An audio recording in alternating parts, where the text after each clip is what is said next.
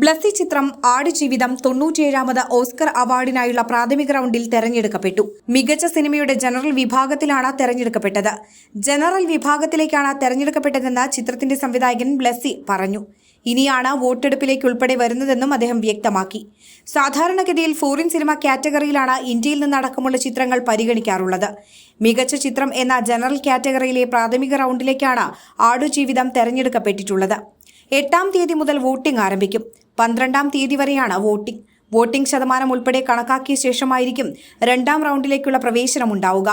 നേരത്തെ 2018 എന്ന മലയാള സിനിമയും സമാനമായ രീതിയിൽ പ്രാഥമിക റൗണ്ടിലേക്ക് പ്രവേശിച്ചിരുന്നു. എന്നാൽ മുന്നോട്ടു പോകാനായില്ല. മലയാളത്തിൽ ഏറ്റവും കൂടുതൽ ആളുകൾ വായിച്ച നോവലിന് ബ്ലസ്സി ചലച്ചിത്ര ഭാഷ്യം ഒരുക്കിയപ്പോൾ അത് അവിസ്മരണീയമായ ദൃശ്യാവിഷ്കാരമായി.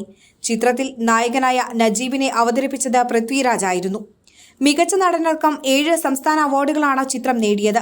ചിത്രം ഓസ്കറിന് അയക്കാൻ വേണ്ടിയുള്ള നടപടികൾ നടക്കുന്നുവെന്ന് നേരത്തെ തന്നെ റിപ്പോർട്ടുകളുണ്ടായിരുന്നു. ആടുജീവിതത്തിന്റെ കുറേയധികം ഓസ്കർ ക്യാമ്പയിൻ നടന്നുകൊണ്ടിരിക്കുകയാണ്. നമ്മുടെ ഇത്രയും ചെറിയ റീജിയണൽ ഭാഷയിൽ നിന്നുള്ള സിനിമ അതിനുവേണ്ടി ശ്രമിക്കുന്നത് തന്നെ അപകടമാണ് എന്ന് ക്ലബ് FM ഗെയിം ചേഞ്ചർ മലയാളത്തിൽ സംസാരിക്കവേ ബ്ലസ്സി പറഞ്ഞിരുന്നു.